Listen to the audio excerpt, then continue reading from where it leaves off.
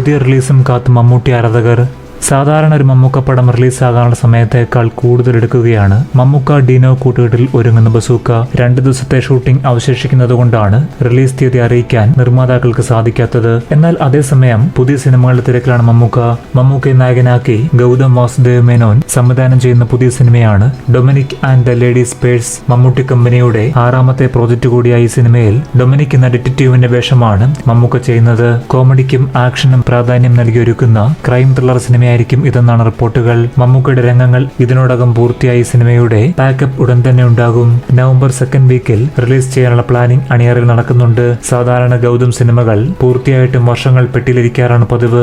എന്നാൽ നിർമ്മാണം മമ്മൂട്ടി കമ്പനി ആയതിനാൽ ആ പ്രശ്നമുണ്ടാകില്ല. അതേസമയം സിനിമാ പ്രേമികളെ ആകാംക്ഷയിലാക്കുന്ന പ്രഖ്യാപനം വരാനിരിക്കുന്നതേയുള്ളൂ എന്നാണ് അറിയുന്നത്.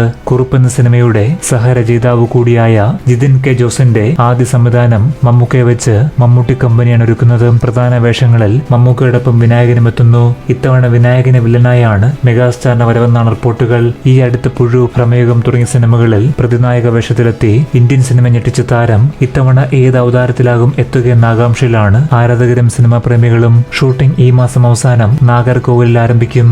ഷൂട്ടിംഗ് ആരംഭിച്ച് 2 ആഴ്ചയ്ക്കകം മമ്മൂക്ക ലൊക്കേഷനിൽ ജോയിൻ ചെയ്യും. റോബി വർഗീസ് ക്യാമറയും സുഷിൻ സംഗീതവും കൈകാര്യം ചെയ്യുമെന്നാണ് പ്രാഥമിക റിപ്പോർട്ടുകൾ. വളരെ ആവശ്യം തരുന്ന ഒരു പ്രഖ്യാപനത്തിനായി കാത്തിരിക്കാം.